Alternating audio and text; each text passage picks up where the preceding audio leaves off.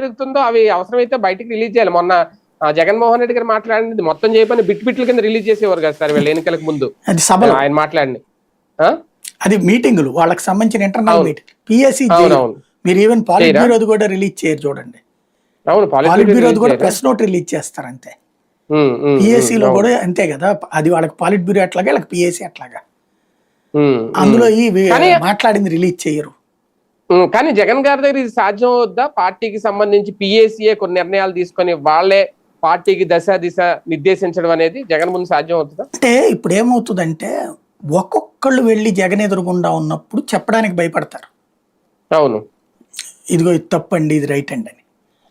నేను మాట్లాడిన ఒక 5-6 నాయకులు దువ్వాడ విషయంలో మనం వీడియోలు చేశాం కదా, దువ్వాడ నుంచుకుని ఏం చేయదలుచుకున్నారని. ఆ తర్వాత తెలుగుదేశం సస్పెన్షన్ చేసినప్పుడు కొన్ని ఇది ఆదిమూలంది, అట్లాగే జనసేన ఎవరినో సస్పెండ్ చేసినప్పుడు కిరణ్ రాయలు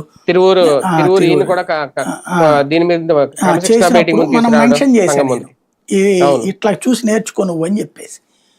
అప్పుడు వైసీపీకి సంబంధించిన కొంతమంది నాయకులే నాతో అన్నారనమాట, మీరు చెప్తుంది కరెక్ట్ అండి కానీ ఆయన దగ్గరికి వెళ్ళి ఎదురెళ్ళి చెప్పే ధైర్యం ఎవడుకుంది అని చెప్పేసి.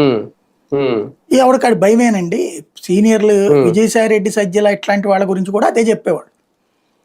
వాళ్ళు ఆయన గనక ఆయన దగ్గరికి వెళ్ళి మీది తప్పు చేస్తున్నారండి అని చెప్తే దూరం పెడతాడు అనే భయం ఉంటది.